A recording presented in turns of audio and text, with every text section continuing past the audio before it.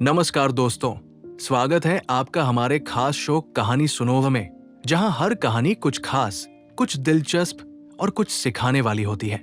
आज हम आपको ले चलेंगे अकबर और बीरबल की दुनिया में, जहां होशियारी, हंसी और एक दूसरे के साथ की अनोखी दोस्ती का अद्भुत संगम है। तो चलिए शुरुआत करते हैं आज की पहली कहानी से, जो आपको ना सिर्फ हंसाएगी बल्कि कुछ सोचने पर भी मजबूर कर देगी। एक बार की बात है, मुगल दरबार में बादशाह अकबर अपने दरबारियों के साथ किसी मुद्दे पर चर्चा कर रहे थे।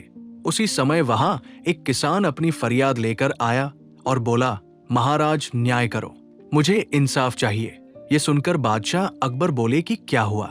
किसान बोला, महाराज मैं एक गरीब किसान हूँ। कुछ समय पहले मेरी पत्नी का निधन हो गया और अब मैं अकेला रहता हूँ। मेरा मन किसी भी काम में नहीं लगता है। इसलिए एक दिन मैं काजी साहब के पास गया। उन्होंने मन की शांति के लिए मुझे यहाँ से काफी दूर स्थित एक दरगाह में जाने के लिए कहा। उनकी बात से प्रभावित होकर मैं दरगाह जाने के लिए तैयार हो गया, लेकिन साथ ही मुझे इतने वर्षों तक मेहनत करके कमाए सोने के सिक्कों के चोरी होने की चिंता सताने लगी। जब मैंने ये बात काजी साहब को बताई तो उन्होंने कहा कि वो सोने के सिक्कों की सुरक्षा करेंगे और उसके वापस आने पर लौटा देंगे। इस पर मैंने सभी सिक्के एक थैली में डालकर उन्हें दे दिए। एहतियात के तौर पर काजी साहब ने मुझे थैली पर मुहर लगाने को कहा। बादशाह अकबर बोले, अच्छा तो फिर क्या हुआ? किसान ने कहा, महाराज मैंने मुहर लगाकर थैली उन्हें दे दी और दरगाह के दर्शन करने यात्रा पर चला गया। फिर जब कुछ दिनों बाद वापस आया तो काजी साहब ने थैली वापस दे दी। मैं थैली लेकर घर लौटा और उसे खोला तो उसमें सोने के सिक्कों की जगह पत्थर थे।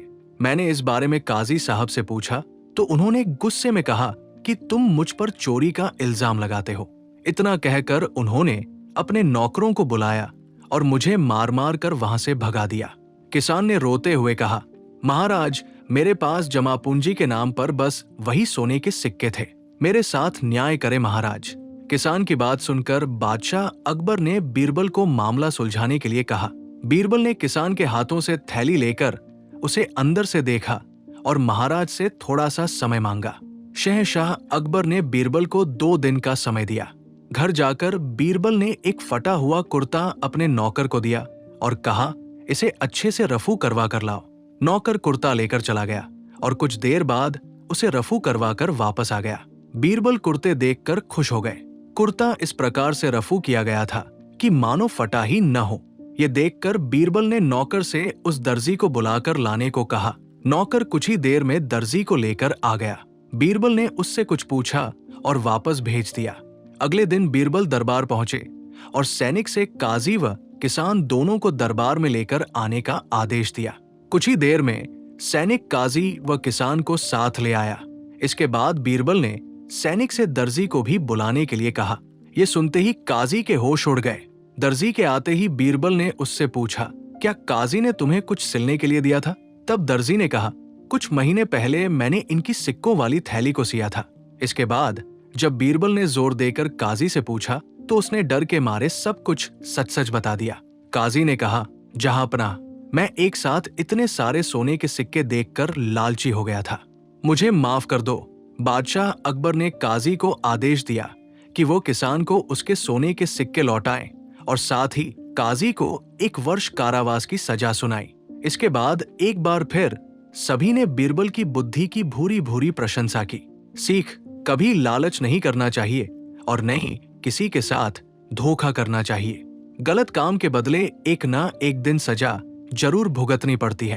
तो दोस्तों, आपको ये किस्सा कैसा लगा हमें कमेंट करके जरूर बताएं। अब हम बढ़ते हैं अपने अगले किस्से की तरफ। बादशाह अकबर की ये आदत थी कि वह अपने दरबारियों से तरह तरह के प्रश्न किया करते थे। एक दिन बादशाह ने दरबारियों से प्रश्न किया, अगर सबकी दाढ़ी में आग लग जाए, जिसमें मैं भी शामिल हूं, तो पहले आप किसकी दाढ़ी की आग बुझाएंगे?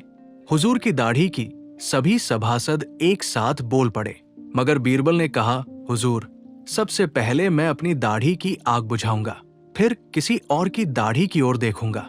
बीरबल के उत्तर से बादशाह बहुत खुश हुए और बोले, मुझे खुश करने के उद्देश्य से आप सब लोग झूठ बोल रहे थे। सच बात तो यह है कि हर आदमी पहले अपने बारे में सोचता है। तो दोस्तों, आपको ये किस्सा कैसा लगा हमें कमेंट करके जरूर बताएं। अब हम बढ़ते हैं अपने अगले किस्से की तरफ। बीरबल बहुत चतुर, बुद्धिमान और हाजिर जवाब था।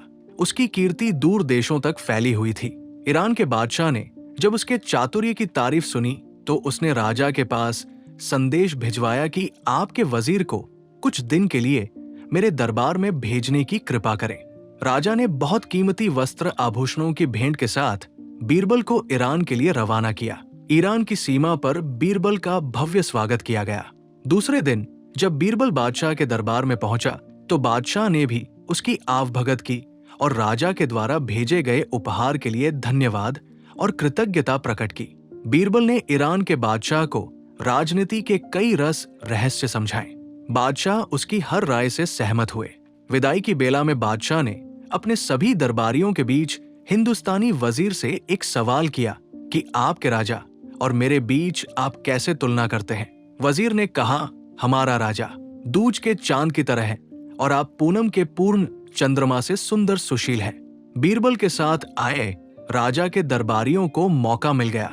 वो आपस में इस बात को लेकर खुसर खुसर करने लगे कि बीरबल ने ईरान के बादशाह के स्वागत सरकार के आगे अपने राजा को नीचा दिखाया है। ईरान के बादशाह को तो पूनम का चांद बताया और अपने राजा को दूज का चांद। दूसरे दरबारी ने हाँ में हाँ मिलाते हुए कहा, हाँ तुम ठीक कहते हो, पूनम का चांद बहुत बड़ा और चमकीला होता है, जबकि दूज का चांद एक पतली सी रेखा की तरह। वजीर ने अपने राजा को छोटा बताया, इसकी हमें शिकायत करनी चाहिए। तीसरे दरबारी ने कहा। जब बीरबल वापस अपने राजा के दरबार में लौटा तो राजा ने सारा हालचाल पूछा। बीरबल की बातें सुनकर राजा बोला, आपने हमारे दरबार की शोभा ईरान तक फैलाई, इसकी हमें बहुत खुशी है। साथ गए दरबारियों ने पूनम के चांद और दूज के चांद वाली बात राजा को बताई। राजा इस पर बहुत नाराज हुआ। दूसरे दिन बीरबल से उसने पूछा, आपने मेरी तुलना पूनम के चांद से क्यों नहीं की? वजीर को सारा माजरा समझ में आ गया। वो बोला, हुजूर, आप दूज के चांद की तरह हमेशा अपने पराक्रम, कीर्ति और साम्राज्य कोई दिन दूना रात चौगुना बढ़ा रहे हैं, इसलिए मैंने आपकी प्रशंसा की मैं दूज के चांद की उपाधि दी। ईरान के बादशाह को पूनम का चांद इसलिए कहा क्योंकि पूनम चंद हर रोज घटा जाता है, सिमटता जाता है। अमावस की रात तो वो बिल्कुल ही नहीं निकलता। आपको दूज का चांद बताकर मैंने अपने राजा की महानता का बखान किया है। दूज का चांद सबको प्रिय होता है, सभी उसके दर्शन करते हैं। पूनम का चांद तो एक दिन चमकता है और दूज का चांद पूरे पखवाड़े तक चमकता है। आप खुद फैसला करें कि दूज का चांद ज्येष्ठ है या पूनम का। राजा ने कहा, हाँ दूज का चांद। और अपने बीरबल की बात सुनकर राजा खुश हुआ। उसने चुगलखोरों की जमकर खबर ली। राजा ने उससे और इनाम देकर सम्मानित किया। तो दोस्तों, आज की हमारी कहानी यही खत्म होती है। उम्मीद है कि आपने अकबर और बीरबल के इन चतुराई से भरे किस्सों का आनंद लिया होगा। ये किस्से सिर्फ मनोरंजन ही नहीं बल्कि हमें जीवन की महत्वपूर्ण सीख भी देते हैं, जैसे हर समस्या का हल हिम्मत और बुद्धिमानी से निकाला जा सकता है। अगर आपको हमारी आज की ये कहानियां पसंद आई हो तो इस वीडियो को लाइक करें, शेयर करें और अगर आपने अभी तक हमारे चैनल को सब्सक्राइब नहीं किया तो जरूर कर लें, ताकि आप आगे भी हमारी और भी दिलचस्प कहानियां सुन सकें। आगे भी हम आपके लिए और भी मजेदार और सीखने योग्य कहानियां लाते रहेंगे। तो फिर मिलते हैं कहानी सुनो के अगले एपिसोड में। तब तक के लिए नमस्कार।